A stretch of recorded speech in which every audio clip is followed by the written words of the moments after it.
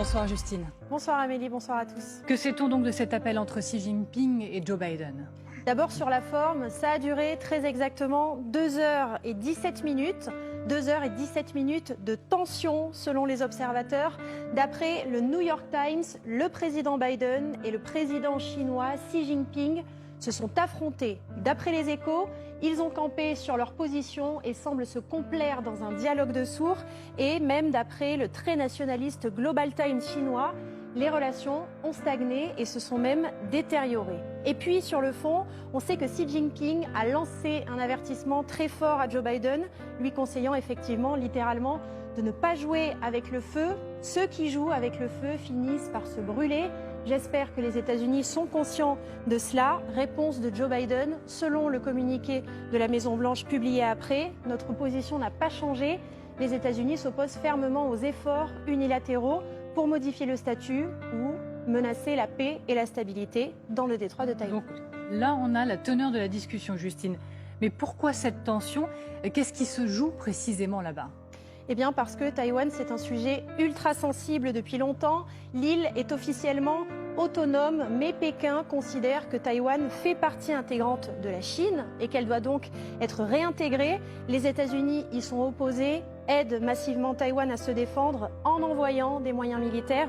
Et puis on le sait, plus la Chine accentuera ses menaces, plus Washington accentuera son soutien. Et puis plus récemment, la pression elle est montée pour d'autres raisons, et ce qui explique aussi l'avertissement de Xi Jinping.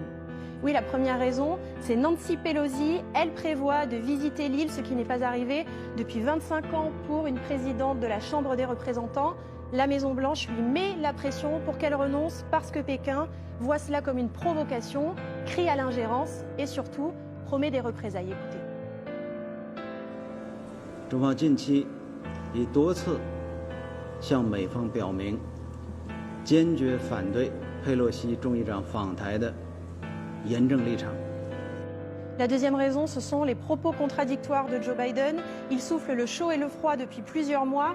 Lors d'un précédent entretien en mai, il prévenait que les États-Unis défendraient Taïwan en cas d'attaque avant que la Maison-Blanche ne finisse par nuancer. Alors qu'hier, on l'a très bien compris, le but c'était plutôt de calmer le jeu et d'éviter l'escalade. Et puis la troisième raison, ce sont les sanctions contre la Russie. On rappelle que la Chine a refusé de condamner l'invasion de l'Ukraine à l'ONU et de se joindre aux sanctions internationales. Et en plus de ça, on sait aussi que Xi Jinping est très attentif aux manœuvres de son ami Vladimir Poutine en Ukraine. Les renseignements américains estiment qu'il pourrait même s'en inspirer pour réintégrer Taïwan. Et il faut avouer que les deux situations sont comparables à certains niveaux. Une grande puissance agressive qui convoite son petit voisin. Oui, et d'ailleurs, les manœuvres de la Chine rappellent celles de la Russie avant la guerre. Oui, les manœuvres militaires d'abord. Les forces armées chinoises sont de plus en plus présentes dans le détroit de Taïwan. Ce que vous voyez sur ces images, ce sont leurs exercices militaires en mer de Chine. Clairement, une démonstration de force pour intimider son voisin. Sa manœuvre aussi dans les airs. Certains observateurs répertorient toutes les incursions chinoises dans la zone d'identification de défense aérienne. En clair, c'est la zone de surveillance de Taïwan. Avant, c'était occasionnel et vous le voyez, cette semaine, eh bien, c'était quotidien. Et rappelons aussi que la Chine, c'est la troisième armée du monde avec plus de 2,2 millions de militaires d'actifs. Quand Taïwan en compte 10 fois moins, un peu moins de 300 000 hommes. Mais elle a un allié super puissant à ses côtés, les États-Unis, 1,2 million de militaires d'actifs. Et en plus de ça, membre de l'OTAN.